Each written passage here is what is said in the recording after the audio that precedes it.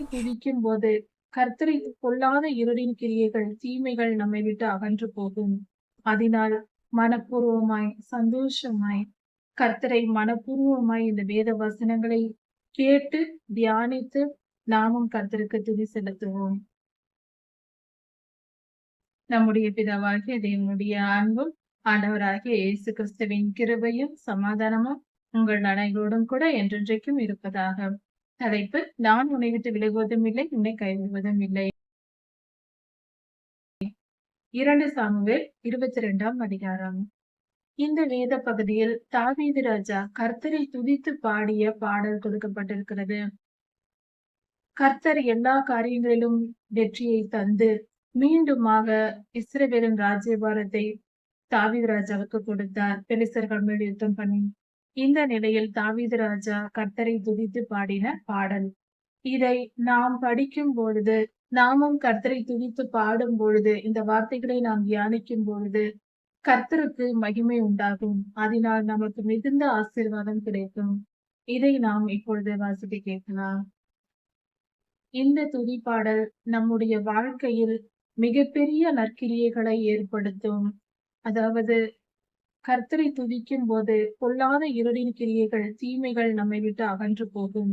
அதனால் மனப்பூர்வமாய் சந்தோஷமாய் கர்த்தரை மனப்பூர்வமாய் இந்த வேத வசனங்களை கேட்டு தியானித்து நாமும் கர்த்தருக்கு துதி செலுத்துவோம்.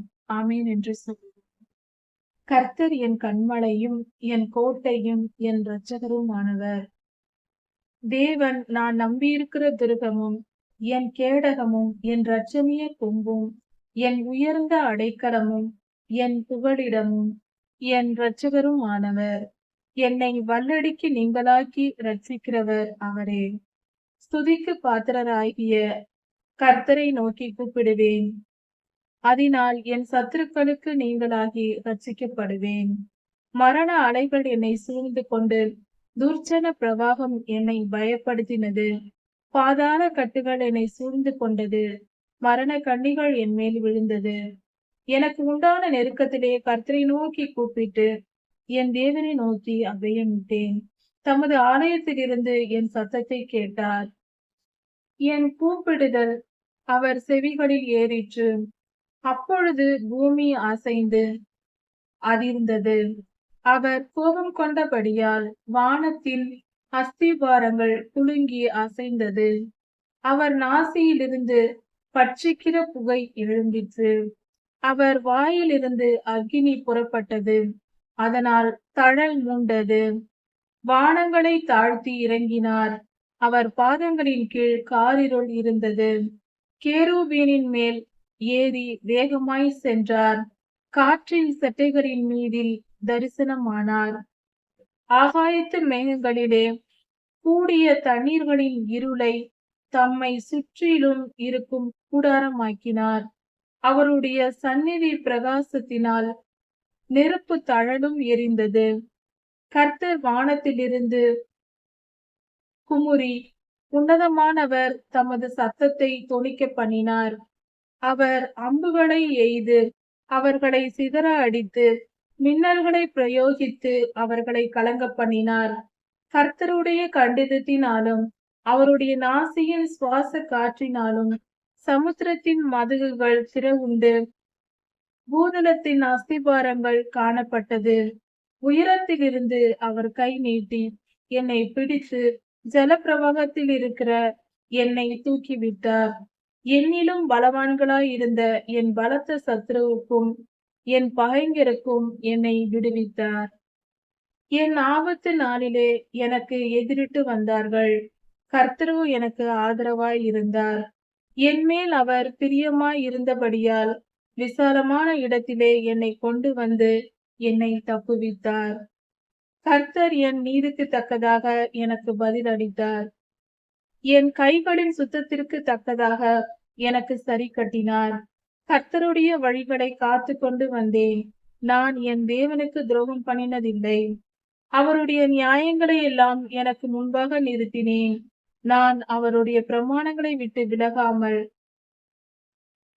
அவர் முன்பாக மன உண்மையாயிருந்து என் துர்க்குணத்திற்கு என்னை விலக்கி காத்து கொண்டேன். ஆகையால் கர்த்தர் என் நீதிக்கு தம்முடைய கண்களுக்கு முன் இருக்கிற என் சுத்தத்திற்கு தக்கதாகவும் எனக்கு பலனளித்தார். தயவுள்ளவனுக்கு நீர் தயவுள்ளவராகவும், உத்தமனுக்கு நீர் உத்தமராகவும், புனிதனுக்கு நீர் புனிதராகவும், மாறுபாடானவனுக்கு நீர் மாறுபடுகிறவராகவும் தோன்றுவீர். சிறுமைப்பட்ட ஜனத்தை இரட்சிப்பீர். மேட்டுமையானவர்களை தாழ்த்த உம்முடைய கண்கள் அவர்களுக்கு விரோதமாக திருப்பப்பட்டிருக்கிறது. கர்த்தராகிய தேவரீர் என் விளக்காய் இருக்கிறீர். கர்த்தர் என் இருளை வெளிச்சமாக்குகிறவர். உம்மாலே நான் ஒரு சேனைக்குள் பாய்ந்து போவேன்.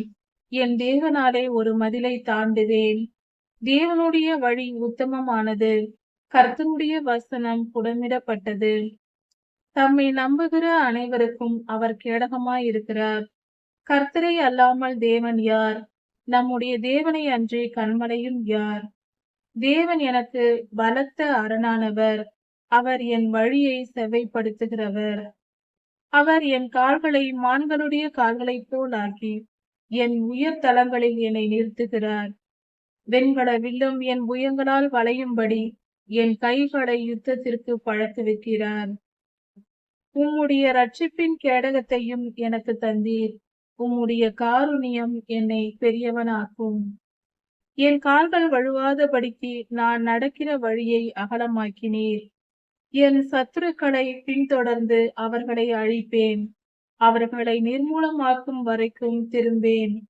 அவர்கள் எழுந்திருக்க மாட்டாதபடிக்கு என் பாதங்களின் கீழ் விழுந்தார்கள். அவர்களை முறிய அடித்து வெட்டினேன். யுத்தத்திற்கு நீர் என்னை பலத்தால் இடைக்கட்டி என் மேல் எழும்பினவர்களை என் கீழ் மடங்க பண்ணினீர். நான் என் பகைஞனை சங்கரிக்கும்படியாக என் சத்துருக்களின் பிடரியை எனக்கு ஒப்புக் கொடுத்தீர். அவர்கள் நோக்கி பார்க்கிறார்கள், அவர்களை ரட்சிப்பார் ஒருவரும் இல்லை. கர்த்தரை நோக்கி பார்க்கிறார்கள், அவர்களுக்கு அவர் உத்தரவு கொடுக்கிறதில்லை. அவர்களை பூமியில் தூளாக இடித்து தெருக்களில் சேற்றை போல் அவர்களை மிதித்து சிதற பண்ணுகிறேன். என் ஜனத்தின் சண்டைகளுக்கு நீர் என்னை விலக்கிவிட்டு ஜாதிகளுக்கு என்னை தலைவனாக வைக்கிறீர். நான் அறியாத ஜனங்கள் என்னை சேவிக்கிறார்கள். அந்நியர் இச்சகம் பேசி எனக்கு அடங்கி என் சத்தத்தை கேட்டவுடனே எனக்கு கீழ்ப்படுகிறார்கள். அந்நியர் முனைவிழுந்து போய் தங்கள் அரண்களிலிருந்து தத்தளிப்பாய் புறப்படுகிறார்கள். கர்த்தர் ஜீவனுள்ளவர். என் கண்மலையானவர் ஸ்தோத்தரிக்கப்படுவாராக. என் ரட்சிப்பின் கண்மலையாகிய தேவன் உயர்ந்திருப்பாராக. அவர் எனக்காக பழிக்கு பழி வாங்கி ஜனங்களை எனக்கு கீழ்ப்படுத்துகிற தேவனானவர். அவரே என் சத்துருக்களுக்கு என்னை விலக்கி விடுவிக்கிறவர். எனக்கு விரோதமாய் எழும்புகிறவர்கள் மேல் என்னை உயர்த்தி கொடுமையான மனுஷனுக்கு என்னை தப்புவிக்கிறார். இது நிமித்தம் கர்த்தாவே, ஜாதிகளுக்குள் உம்மை துதித்து உம்முடைய நாமத்திற்கு சங்கீதம் பாடுவேன். தாம் ஏற்படுத்தின ராஜாவுக்கு மகத்தான ரட்சிப்பை அளித்து தாம் அபிஷேகம் பண்ணின தாவீதுக்கும் அவன் சந்ததிக்கும் சதாகாலமும் இப்படியாக தாவீது ராஜா கர்த்தரை நோக்கி துதித்து பாடி கர்த்தருக்கு மகிமையை செலுத்துகிறார். இந்த துதி பாடல்கள் நாம் சாதாரணமாக நினைக்க கூடாது. இவைகளை நாம் ஒவ்வொரு வசனமாக தியானித்து நாம் கர்த்தரை துதித்து பாடும் பொழுது, கர்த்தருக்கு மகிமையை செலுத்தும் போது நாம் பல காரியங்களை புரிந்து கொள்கிறோம். கர்த்தருடைய நாமம் மகிமைப்படுவதனால் நமக்கு ஆசீர்வாதமும் கிடைக்கிறது. அதாவது கர்த்தருடைய சுபாவம், அவருடைய தன்மை, அவருடைய குணம் என்ன என்பதே இந்த துதி பாடலில் கொடுக்கப்பட்டிருக்கிறது. அவர் என் கண்மலையானவர், என் கோட்டையானவர், என் கேடகமும் ஆனவர் என்று சொல்லும்போது அவர் நமக்கு எந்த அளவுக்கு பாதுகாப்பாய் இருக்கிறார் என்பதை நாம் புரிந்து கொள்ள முடியும். கர்த்தருடைய ரட்சிப்பு எப்படிப்பட்டது, அவரை நம்பி இருக்கிறவர்களை அவர் ஒருபோதும் கைவிடுகிறதில்லை என்பதே இதன் பொருளாக இருக்கிறது. கர்த்தர் நம்மை பாதுகாக்கிற தேவனாய் இருக்கிறார், நம்மை போஷிக்கிற தேவனாய் இருக்கிறார், நம்முடைய தேவைகளை எல்லாம் அறிந்து நிறைவாக்குகிற தேவனாகவும் இருக்கிறார். அவருடைய அருமைகளை, அவருடைய பெருமைகளை நாம் தெரிந்து கொள்ள வேண்டும். அப்பொழுதுதான் நாம் அவருக்கு கீழ்ப்படிந்து நம் வாழ்க்கையை நடத்த முடியும். கர்த்தர் நமக்கு பாதுகாப்பாய் இருக்கிறார் என்று சொல்லும் போது அதை நாம் விசுவாசிக்க வேண்டும். அந்த விசுவாசம் நம் வாழ்க்கையில் புது தைரியத்தை கொடுக்கும். நமக்கு ஒரு பிரச்சனைகள் வரலாம், நோய்கள் வரலாம், குடும்பத்தில் பற்றாக்குறைகள் இருக்கலாம். இந்த நேரத்தில் கர்த்தர் என் கோட்டை, என் கன்மலை, என் கேடகம் என்று நாம் படிக்கும் பொழுது, கர்த்தரே நம் குறைவுகளை நிறைவாக்குவார்.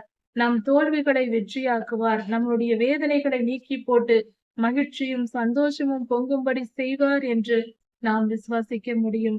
இந்த வேத பகுதியை நாம் தினமும் கூட வாசிக்கலாம். அப்பொழுது கர்த்தருடைய மிகப்பெரிய ஆசீர்வாதத்தை பெற்றுக்கொள்ள முடியும். நாமும் விசுவாசத்தில் வளர முடியும். நம்முடைய இருதயம் விசுவாசத்தில் வளரும். கர்த்தரை துதிக்கும் போது நமக்கு விசுவாசம் பெருகும். விசுவாசம் பெருகும் போது சத்துருக்களை சுலபமாக எதிர்க்கலாம். பொல்லாத ஆவிகளை எதிர்க்கலாம். பாவத்தை எதிர்க்கலாம். மனம் திரும்புதலை நாம் பெற்றுக்கொள்ளலாம். இந்த வேத பகுதி முழுவதும் தாவீது ராஜா கர்த்தர் தன்னை எப்படி காப்பாற்றினார் என்பதை குறித்து மிக தெளிவாக எழுதியிருக்கிறார். அது மட்டுமல்ல, அவர் என் கைகளை யுத்தத்திற்கு பழக்குவிக்கிறார் என்றும் சொல்லியிருக்கிறார். யுத்தத்திற்கு நம் விரல்களை பழக்குவிப்பது என்றால் என்ன? அந்த காலத்தில் ஆயுதங்களை பயன்படுத்துவதற்கு விரல்களை வைத்துதான் பழகி கொண்டார்கள். தம் விரல்களால் எப்படி செய்ய வேண்டும், ஆயுதத்தை பயன்படுத்த வேண்டும் என்று. இப்பொழுதும் துப்பாக்கி சுடுதல், அம்பு எய்தல் போன்ற காரியங்களில் விரல்கள் முக்கியமாய் இருக்கிறது. அதே போல நம்முடைய ஆவிக்குரிய யுத்தத்திற்கும் இந்த காலத்திலும் நம்முடைய ஆவிக்குரிய யுத்தத்திற்கும் நம் விரல்கள் பயன்படுகிறது.